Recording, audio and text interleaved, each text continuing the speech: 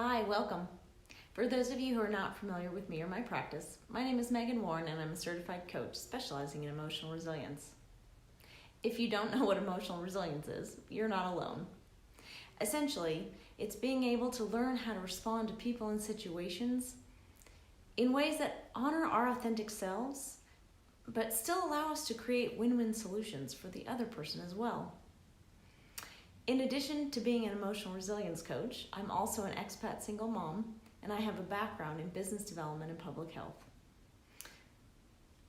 On a personal note, I love reading, rock climbing, traveling, and red wine. So, for those of you who've been following my channel, you'll know that I've started creating videos that put out weekly content that are designed to help you navigate some of the challenges in life. So if you're interested in staying updated to that, subscribe to my channel. Today we're going to be looking at a topic that it comes up with a lot of clients who are continually burned out on life. It's called human giver syndrome.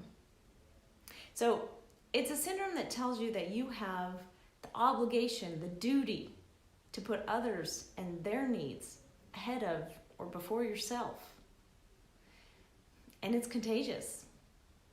It's a contagion that insists that while you do that, you be pretty, kind, happy, attentive, positive.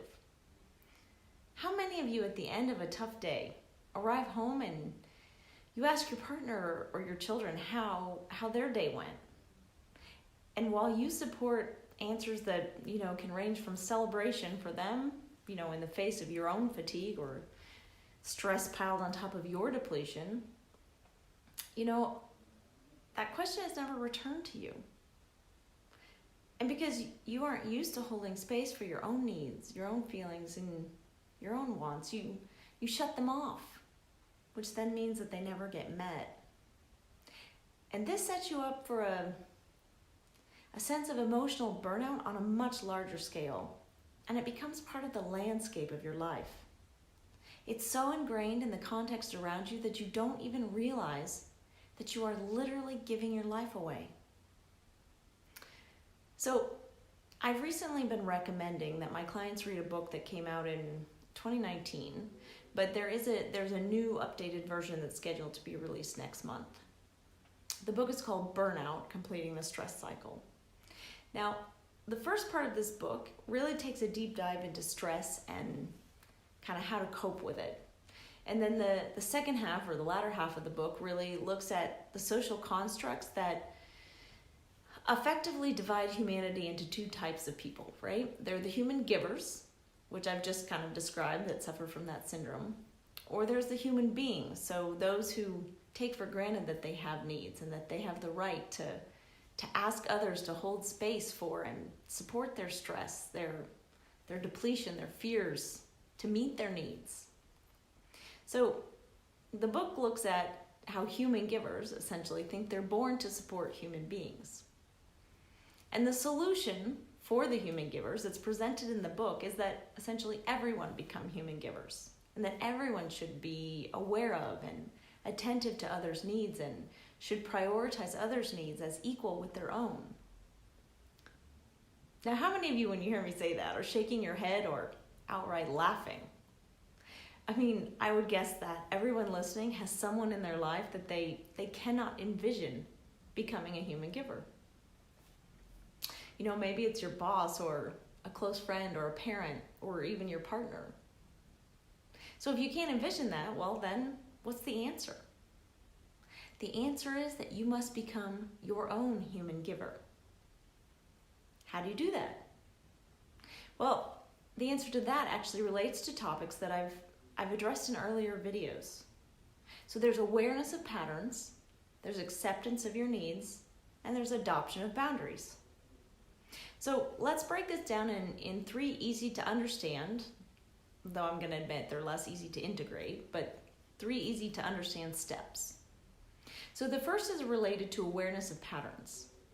So just noticing that pattern, it's really the first step, right? So you notice the pattern, and there are several different levels of awareness.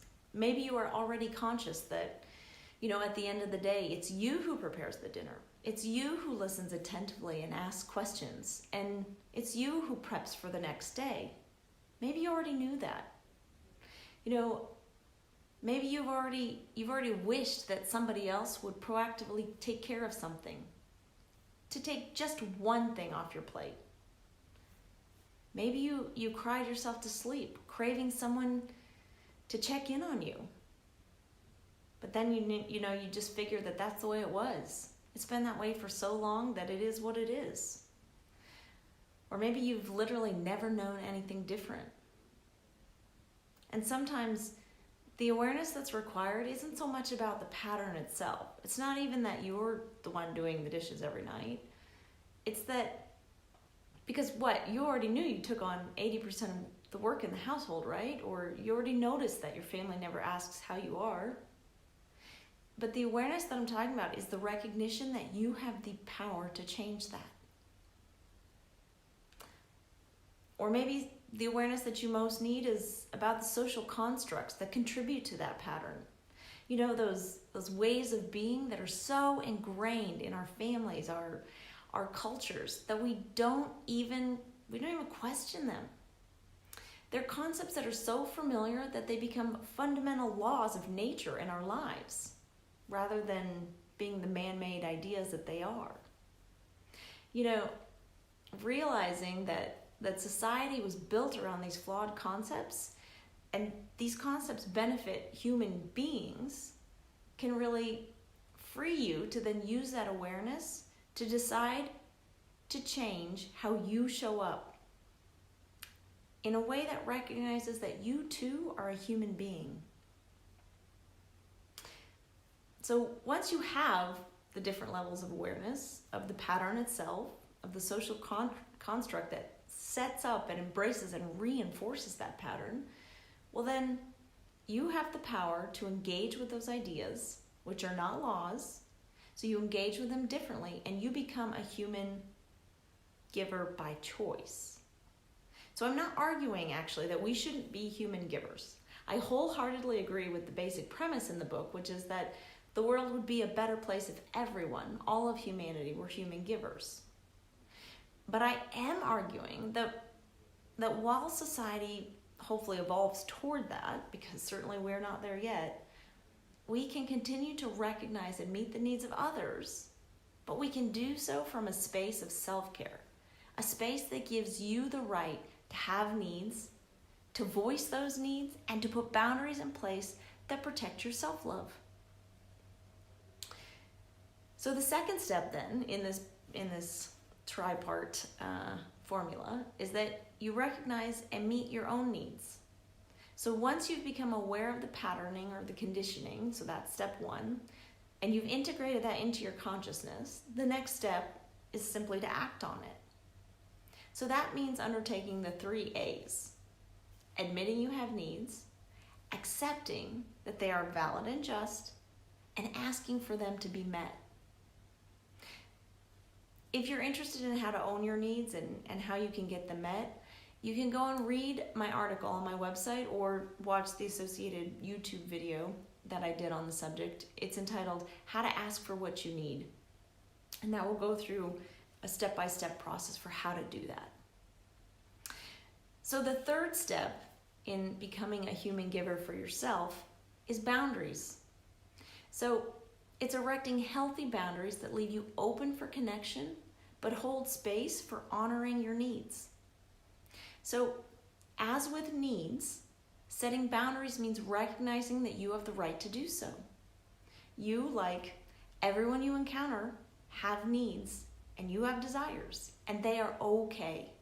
They are valid and they deserve to be recognized.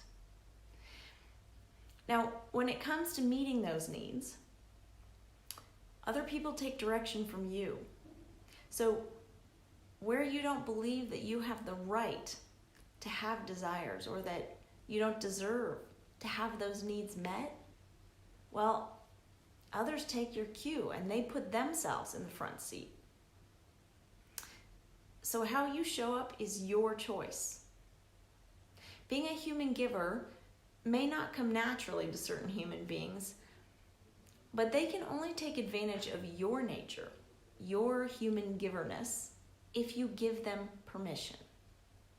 So to stop giving them permission requires that you recognize that while you have the desire to connect, you don't want a one-way connection, right?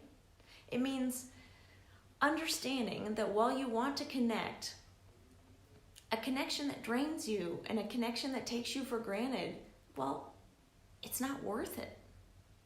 So I think many human givers believe that they have to give. So they never set any boundaries up at all. Or, the boundaries that they set are so diffuse, so wishy-washy that they might as well be non-existent. But boundaries really define how you want to connect. So if you don't want to connect in a way that leaves you depleted, how do you set boundaries that allow you to connect in a way that replenishes your love tank instead of leaving you running on empty?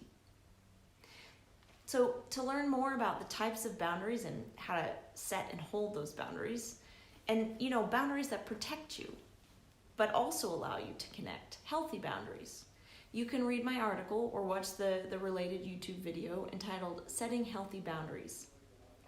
Now you're going to find a link to this video as well as the one that I mentioned earlier on asking for what you need in the comments section below this video. Thank you so much for listening.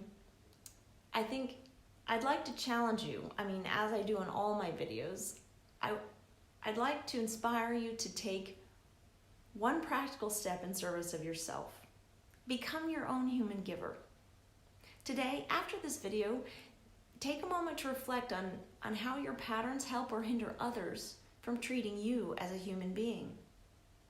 What familial or cultural or societal constructs support that pattern? And then decide to take one need, just one, and ask for that need to be met. How amazing would it feel today to come home and say that every Monday or Wednesday night you get 1 hour for you? Maybe that's what you need.